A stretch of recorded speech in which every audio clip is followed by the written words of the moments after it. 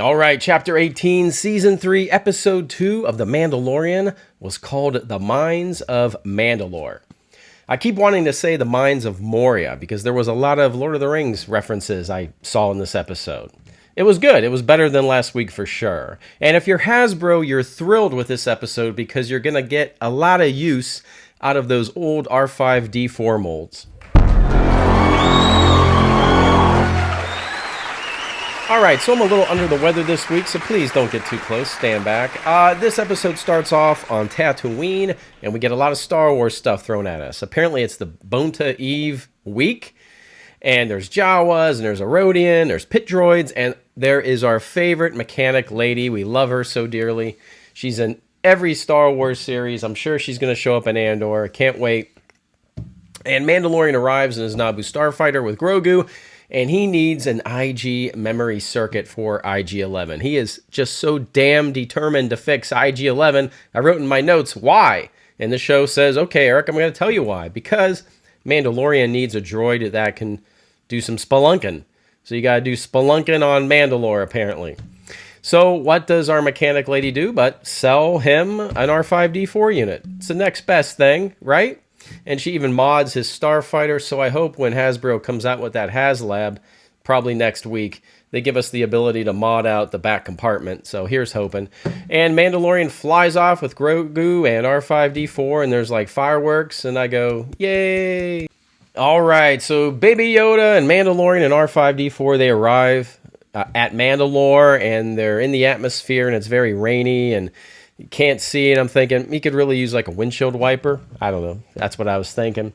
They land on Mandalore. They're concerned. Is the air breathable? Because the star charts say the air should not be breathable. And Bo-Katan said the air is breathable, if I'm correct. So Mandalorian sends out R5D4 and he disappears. So Mandalorian has to go out after him. And he's attacked by what I thought were like Morlocks. They have a name. It's here somewhere. But I was thinking Morlocks from the Time Machine movie and the book. And then I'm thinking, well, they look like orcs. Mandalorian's in a cave and he whips out the Darksaber and he's fighting these orcs. So I started to get the Lord of the Rings feel going on here. So he defeats these orcs. And they find out that the air is breathable, that Bo-Katan was right. So they drop down into the civic center, and everything is destroyed and ruined. It looked really cool, and they start roaming in the sewer set. Again, a very cool set with like these mutant alligators with glowing eyes looking at them. I thought that was really, really cool. And Mandalorian's going to find this helmet in the dirt. He pulls it out, and it's actually like a trap. And this robotic like Venus flytrap thing catches him, and then it comes out of the ground, and it's actually like a big robotic spider.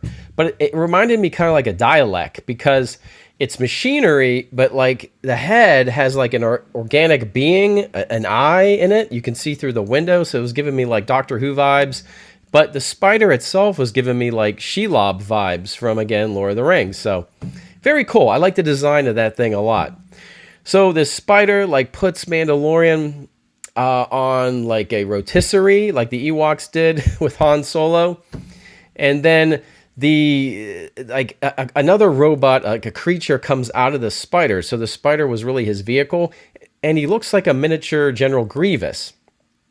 Again, though, with this like robotic faceplate, but with like an organic eyeball. So I was thinking, this is reminding me of General Grievous. Another very, very cool design. So anyway, Baby Yoda tries to free Mandalorian. He can't do it. This creature alien sees him. And Baby Yoda has to like escape quickly out of there. And I thought that was kind of exciting. There was some flying bat thing trying to follow him and eat him. And Baby Grogu gets to Bo-Katan because we need her help to save the Mandalorian. All right, so Baby Yoda returns with Bo-Katan. Katie Sackhoff. We like Katie Sackhoff.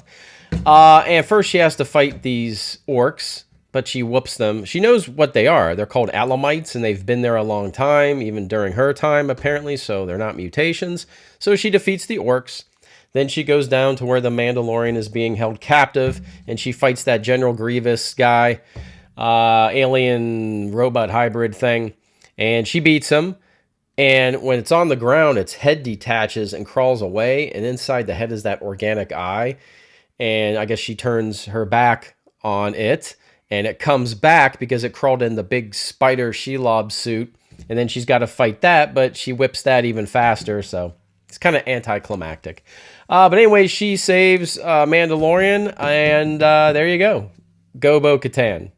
All right, so next, Bo-Katan makes the Mandalorian Pog soup. And I remember Pogs from back in 1999. I collected them right around the time I went to see The Phantom Menace. Yeah, they were everywhere. I bet you I can get some Pogs on eBay pretty cheap right now. So she makes Pog soup, and then they all go down to the mines of Moria. Nah, the mines of Mandalore. But you can hear, like, the music changes. And if you pay attention, it sounds like Lord of the Rings music, I swear. So I was really getting Mines of Moria vibes.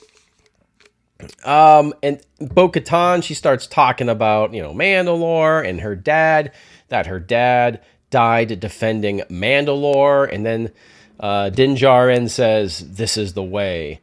And then she's like pausing and thinking, and she looks over at Baby Yoda and says, "What are you looking at?" Which is a line, right? Han Solo, I think, said that. So is she having second thoughts about the creed, right? Or I don't know. I don't know what's going on. Is she going to change her ways, Bo-Katan? So anyway, Mandalorian gets to the living waters in the mines. But before he goes in, Bo-Katan shows him like a plaque that's right there. Like it's a tourist attraction.